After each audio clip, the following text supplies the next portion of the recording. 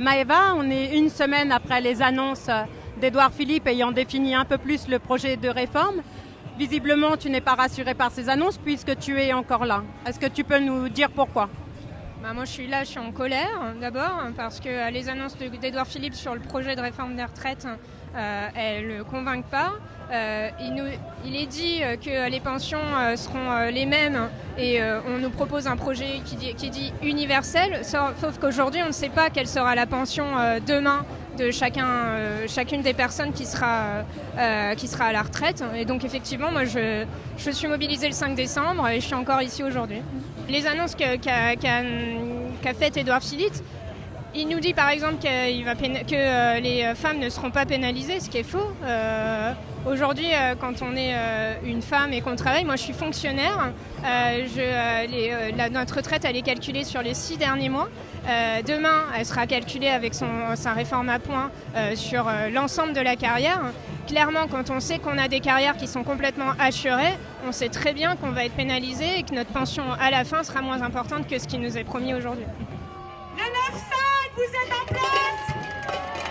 Yeah. Est-ce que tu peux nous dire pourquoi tu es là aujourd'hui ? Oui, alors moi je suis là donc, par rapport à cette réforme et principalement par rapport à mon opposition à la règle d'or sur le fait qu'on ne dépasserait pas 14% du PIB dédié à payer les retraites des personnes en France.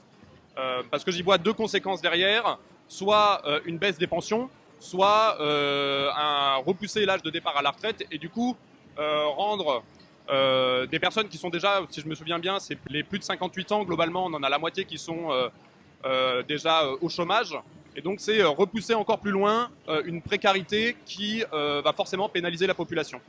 Et j'ai 28 ans, ça fait que 4 ans que je travaille, donc je n'arrive pas à déterminer si je me sens plus favorisé, moins défavorisé que telle ou telle autre génération. Et surtout, je considère que ce n'est pas vraiment un sujet pour moi. C'est surtout que ce modèle-là, globalement, on sent qu'il va y avoir des conséquences directes pour les plus précaires. D'autres aménagements ont été faits pour que les plus riches de ce pays s'en sortent autrement, à travers la loi Pacte, dans lequel de la défiscalisation sur ce qui sera investi dans des fonds de pension.